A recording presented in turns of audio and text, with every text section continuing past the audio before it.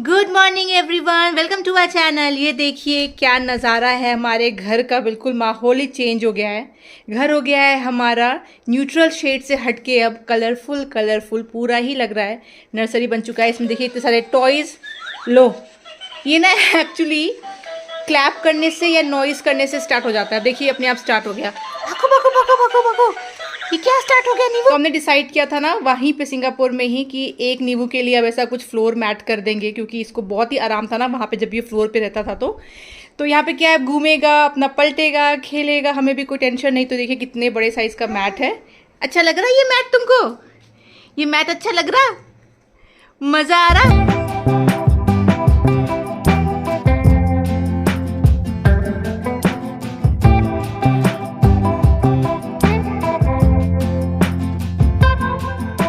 फिर से अपना व्लॉग जो है रूटीन लाइफ स्टार्ट हो गई है।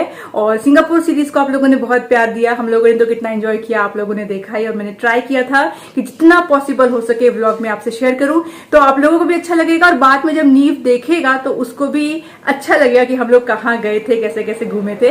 तो इसीलिए मैंने जितना पॉसिबल हो सका उतना शूट किया। पर अब बैक टू रूटीन लाइफ। वैसे अभी चल रहा है घर में थोड़ा बहुत काम धाम, क्योंकि आपको पता है मैंने जाने से पहले बताया था कि आने वाले हैं मेरे इन लॉज, तो उनको आने में भी 2 दिन बाकी है। एनीवेज तो वो लोग आने वाले हैं, तो मुझे थोड़ा बहुत घर की सफाई करनी है, क्योंकि एक तो 8 दिनों से घर बंद था तो गंदा हुआ, ऊपर से वो लोग आ रहे, थोड़ा सा एक्स्ट्रा क्लीन आपको करना पड़ता है। तो सबसे पहले मैंने शुरू किया था उनके ही रूम से, यानी कि अंगद के ऑफिस रूम से।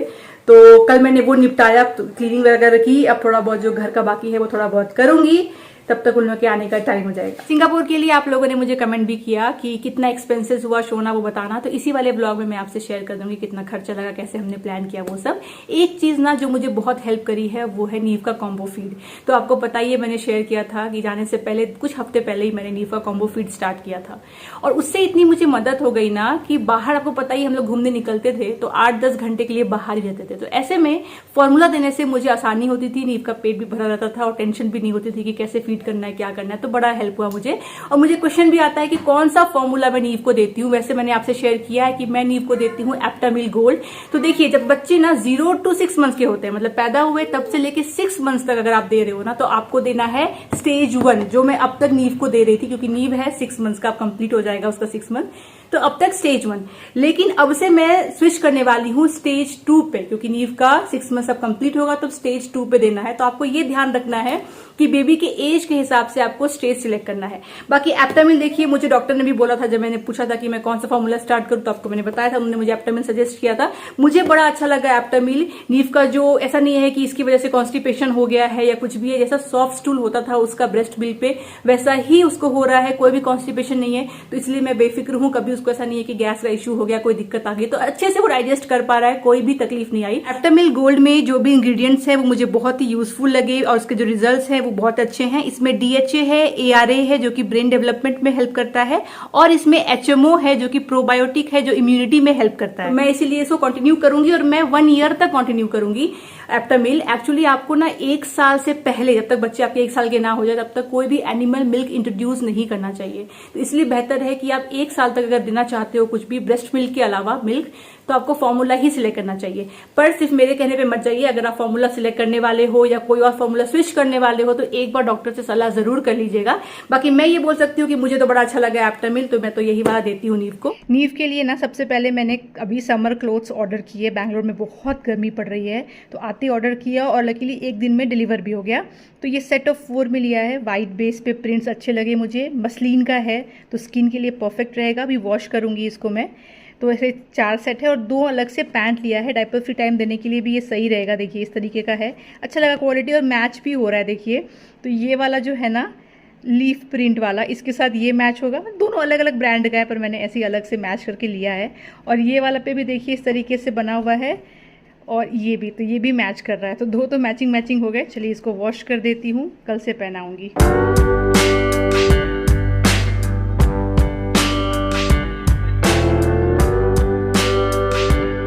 आज सोचा था कि लंच में बना लूंगी घर में नॉर्मल सा चिकन करी, तो कुक से सब कुछ कटिंग वटिंग करवा लिया, राइस और रोटी वगैरह उससे बनवा लिया। उसके बाद ठीक है बना लूंगी, पर फिर वो गई खाना बना करके, फिर नींद सो के उठ गया तो उसके साथ खेलने लगी। फिर उसके बाद में उसका मालिश का टाइम था, तो सोचा उसका भी वेट कर लेती हूँ, उसका मालिश हो जाए। अंगद की चल रही थी मीटिंग, तो एक बार मालिश वालिश हो जाए उसके बाद ही मैं खाना बनाऊंगी। तो अभी देख रही हूँ काफी लेट हो गया और अंगद उठा मीटिंग से, कह रहा है भूख लगी है, लंच रेडी है। मैंने कहा तो मुझे चिकन बनाना है, उसका मुझे टाइम मिला, इसलिए मैं लंच टाइम में ना कुछ भी बनाना अवॉइड करती हूँ। रात को फिर भी मैनेजेबल हो जाता है, क्योंकि अंगद की मीटिंग है, अगर बिजी है वो तो फिर नीव को मैं देख रही हूँ, नीव अगर जगा हुआ है तो पॉसिबल ही नहीं कि मैं कुकिंग करने यहाँ पे आऊँ।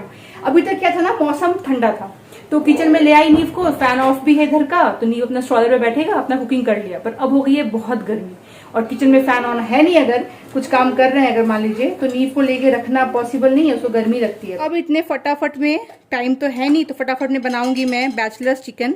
अच्छा ये वाला देखिए गरम मसाला है, ये हम लोग हमारे घर के पास एक शॉप है वहां से पिसवा करके लाते हैं, एकदम फ्रेश गरम मसाला देता है। तो इसके लिए तो मैंने रेसिपी आपको दी हुई है, कुछ होता नहीं है, बेसिकली सारा कुछ आपको एक साथ डालकर ही इसको मैरिनेट कर देना है, कुछ देर छोड़ देना है, बाद में कुकर में ये कुक हो जाएगा। तो इसको बनने में ना 20 मिनट से ज़्यादा लगेगा नहीं, तो फटाफट में मैं यही बना लूँगी। चलिए हमारा हो गया लंच और मैं सुला रही थी नीव को, भी सुला के आई हूँ आपसे शेयर करने के लिए कि कितना खर्चा हुआ है हमारे सिंगापुर ट्रिप में। तो मोटा मोटी मैंने जो नोट कर लिया है, एनीवेज 2 घंटा सोएगा, पर मुझे है काम, आराम नहीं है, अंकल की तो मीटिंग चल रही है। तो अनपैकिंग वगैरह तो मैंने इस बार ना लाइट की स्पीड से किया है। हर बार क्या होता है ना, ट्रिप से आने के बाद आराम आराम से अनपैक करती हूँ कि ठीक है कर लेंगे हफ्ता भर में, आराम से निकालती हूँ सामान, फिर उसको वॉश करती हूँ, कपड़ों को फिर रखती हूँ। सूटकेस तो ऊपर चढ़ाने में 10 दिन लग जाते हैं हमें। पर इस बार क्योंकि मॉम डैड आने वाले हैं, वो रूम मुझे साफ करना था, तो फटाफट मतलब जिस दिन आए हैं उसके नेक्स्ट डे ही मॉर्निंग में मैं और अंगद लग गए कि सारा सामान खाली करो, जो धोना है 3-4 बार राउंड चलाओ, वॉशिंग मशीन का धो लो और सूटकेसेस को ऊपर चढ़ा दो। तो इतना फास्ट कभी नहीं हुआ। इनफैक्ट जो हमारी आंटी आती है झाड़ू पोछा करने वाली, वो जब आई ना शाम को, हम जिस दिन आए उसके नेक्स्ट डे शाम को आई, तो उसको तो पता है ये बात कि ये लोग ट्रिप से आते हैं तो इनको तो 1 हफ्ता लगता है सूटकेस को उठा के रखने में, क्योंकि वो हर बार आती है, हम लोग बोलते हैं आंटी वो रूम में ना सूटकेस है थोड़ा ठीक से करना, सूटकेस है थोड़ा ठीक से करना। इस बार जब वो आती है देखती है सूटकेस गायब है, तो पूछ रही है मैडम आप लोग कल आए हो या मैं पहले ही आ गए? मैंने कहा नहीं आए तो हम कल ही आंटी, सफाई हमने कर दी है। तो वो भी शॉक्ड हो गई कि इतना जल्दी ये लोग ने इतने इफिशिएंसी से काम कैसे किया, पर करना पड़ा ना, आते के साथ टाइम ही नहीं ज्यादा, तो फटाफट सब कुछ सेट करना ही था। एनीवेज एक क्वेश्चन मुझे आता था कि आपने कैसे ट्रिप में नीव का रूटीन सेट रखा, सो रहा था टाइम पे, आप देख ही रहते, मैं शेयर तो कर ही रही थी कि नीव अभी सो रहा है, फिर फीड हो गया, फिर सो गया, फिर उठ गया, तो ये कैसे मैनेज हो रहा था? तो ये मैनेज इसीलिए हो रहा था क्योंकि मैंने आपसे शेयर किया है एक ब्लॉग में कि मैंने कैसे फीडिंग टाइम और इसका स्लीपिंग टाइम को सेट किया है। तो क्योंकि हम लोग डिमांड फीड या डिमांड स्लीप नीव को नहीं देते हैं, मतलब ऐसा नहीं है कि नीव ओवर टायर्ड है फिर सुला देंगे, कोई नहीं, जागेंगे 2-3 घंटा जागेगा, 4 घंटा जागेगा, 5 घंटा, नहीं ऐसा नहीं करते। उसका जो वेकअप विंडो है वो लगभग हमने समझ लिया है कितने टाइम का है, उसके बाद उसको सुलाना ही सुलाना है। और फीडिंग तो हम लोग देते हैं 3 आवर्स में। तो जब हमको पता चल गया कि अच्छा अभी नीव का ना सोने का टाइम है, उससे 15-20 मिनट पहले हम लोग मेक श्योर करते थे कि हम ऐसी जगह चले जाए जहाँ पे हम बैठ सकते हैं, ताकि उसको लेकर थोड़ा सा टहल सके, है ना, वैसी जगह पे हो, ऐसा ना हो कि उस टाइम पे हम लोग रोड पे हैं, धूप में हैं। तो वैसा हम मेक श्योर करते थे क्योंकि हमको टाइम नीव के सोने का पता था। तो उससे पहले आप प्रिपेयर हो जाओ, फिर आपको लगता है 10 मिनट, और वैसे ही बच्चा जब बाहर देख रहा है सब कुछ ना, अपने आप ही थक जाता है तो वो सो जाता है। और घर पे मैंने आपको बताया है कि हम लोग अंधेरा करके सो सुलाते हैं, तो बाहर कैसे मैनेज होगा? तो आपने देखा होगा नीव के आंखों पे हम लोग कपड़ा रखते थे। अभी जो कपड़ा रखने की आदत है, ये अगर आप नहीं हो बच्चे के साथ, मान लो मैंने उसको उस रूम में सुलाया और तब मैं कपड़ा रखूं उसके मुंह में, तो डेंजरस हो सकता है कि उसके नाक पे आ जाए। पर जब आप उसके सामने ही हो तब तो आप देखते रहते हो, तो बस आंखों पे कपड़ा रखा, तो उसके लिए वो होता था कि हाँ नाइट हो गया, अंधेरा हो गया है, तो सोना ही है। तो वैसे वो सोता था। तो क्योंकि रूटीन सेट है ना, तो वही रूटीन हम लोग वहां भी फॉलो कर रहे थे। एंड देन थोड़ा बहुत क्रेडिट मैं नीव को भी दूंगी कि बच्चा हमारा, आपको मैंने बताया ही है, अभी तक, आगे का नहीं पता क्या होगा, अभी तक उतना क्रैंकी वाला बच्चा नहीं है, थोड़ा मस्त मौला वाला बच्चा है, तो एडजस्ट हो जाता है, चल जाता है। खैर नीव उठ किया था सो करके, तो मुझे जाना पड़ा। एनीवेज चलिए बात करते हैं एक्सपेंसेस, खर्चा कितना आया हमें पूरे ट्रिप में। तो हम लोग गए थे सिंगापुर एयरलाइन से, उसमें आपने देखा बैसिनेट था, बहुत आराम लगा, तो उसका टिकट पड़ा था हमें 45,000 रुपए। और आते वक्त हमने किया था इंडिगो, और उसका टिकट सस्ता था, वैसे भी ऑड आवर्स था, आपको पता है सुबह 5 बजे की फ्लाइट थी, वो पड़ा था हमें 30,000 रुपए। और बैसिनेट होने से बहुत ज्यादा हेल्प हो जाती है, बैसिनेट का कोई कॉस्ट नहीं होता, आपको बस चेक करना है कि जो एयरलाइन आप बुक कर रहे हो क्या वो ये फैसिलिटी देती है या नहीं देती है। बुकिंग के टाइम पे आपको कुछ भी एक्स्ट्रा नहीं करना, आप बुक कर लो, उसके बाद आप कॉल सेंटर फोन कर लो और उनसे बात करो कि मुझे बैसिनेट चाहिए, वो आपके सीट को अलाइन कर देते हैं बैसिनेट वाले सीट से, और आपको एक मेल कंफर्मेशन आ जाता जाता है। आई थिंक इंडिया में एयर इंडिया ये फैसिलिटी देती है, मुझे ज़्यादा एक्सपीरियंस तो ऑफ कोर्स है नहीं, पर इंडिगो नहीं देती थी। अब आता है बात रहने का, हम लोग कहाँ ठहरे थे? हम लोग ठहरे थे सर्विस अपार्टमेंट में, नाम है ली ग्रूव अपार्टमेंट, और ये है एकदम सेंटर ऑफ सिंगापुर। बहुत अच्छा लोकेशन है, मैं बार बार बोलती थी। ये ऑर्चार्ड स्ट्रीट अगर आप सर्च करोगे ना, सिंगापुर ऑर्चार्ड स्ट्रीट, उसके एकदम पास में था, और ये इतना अच्छा एरिया था और ये इतना अच्छा सर्विस अपार्टमेंट था। अब प्राइस की अगर बात करें तो हमें जो पड़ा था ना, वो पड़ा था 230 सिंगापुरियन डॉलर पर डे के हिसाब से। एक सिंगापुरियन डॉलर का मतलब होता है अपना रुपीज में 61 रुपीज। 230 इंटू 61 अगर करेंगे तो देखिए हमें पड़ा है ये 14,000 पर डे के हिसाब से। 1 वीक हम वहां पे रुके थे, तो 14,000 में क्या आपको होटल मिल जाएगा? आई गेस उस एरिया में आपको होटल भी मिल जाएगा। हमें तो देखिए लीव की वजह से किचनेट चाहिए ही चाहिए था, बॉटल्स वॉश करने हैं, पानी गर्म करना है, पर आपको आई गेस थोड़ा सा छोटा वाला रूम मिलेगा होटल में भी ना। अगर आपको बजट होटल मिल भी जाएगा तो रूम्स छोटे मिलेंगे मुझे लगता है। पर सर्विस अपार्टमेंट हमें बड़ा अच्छा लगा, नाश्ता उनकी तरफ से था, इनफैक्ट शटल सर्विस भी थी। कहीं जाना हो तो आप उनके टाइम पे जाओ, पिकअप एंड ड्रॉप था। हमने अवेल नहीं किया नीव की वजह से, हमें उस टाइम पे एडजस्टमेंट नहीं हो पाती। बाकी सर्विस भी था, मतलब क्लीनिंग वगैरह भी वो लोग करके देंगे। दिखने में तो सुंदर था ही, इतना अच्छा लोकेशन था, तो हमें लगता है ये सर्विस अपार्टमेंट अच्छा था हमारा डिसीजन। एयरबीएनबी अगर आप लोगे तो आपको नाश्ता नहीं मिलेगा, क्लीनिंग भी आपको खुद करनी है, तो ये ओवरऑल हमें अच्छा लगा। बात करते हैं बाकी खर्चे की। तो हमें वहां पे जो हम अट्रैक्शन वगैरह देखते थे ना, हर अट्रैक्शन का आप पकड़ लो 4,000 रुपया पर हेड पड़ता है, सिवाय यूनिवर्सल स्टूडियो और एक्वेरियम के। यूनिवर्सल स्टूडियो पर हेड पड़ा हमें $80 पर हेड, दोनों का तो 80, 160। और हमने ना वहां पे जो लिया था, आपने देखा होगा यूनिवर्सल स्टूडियो वाला, वो नॉर्मल लिया था टिकट। एक आता है एक्सप्रेस टिकट, मतलब आपको वेट नहीं करना है किसी भी राइड के लिए, एक्सप्रेस टिकट है। उसका दाम पता है कितना है? $160 पर हेड। कहा $80 प्लस 80 हो जाएगा। तो हमने जान के नहीं लिया, क्योंकि हमें पता था हम ज्यादा राइड्स तो कर पाएंगे नहीं नीव के साथ में। ऊपर से वीकडे को जा रहे हैं तो भीड़ वैसे भी कम होगी, तो क्यों डबल खर्चा करें। तो अगर आप एक्सप्रेस लेते हो और वीकेंड को जाते हो तो आपको आराम हो जाएगा।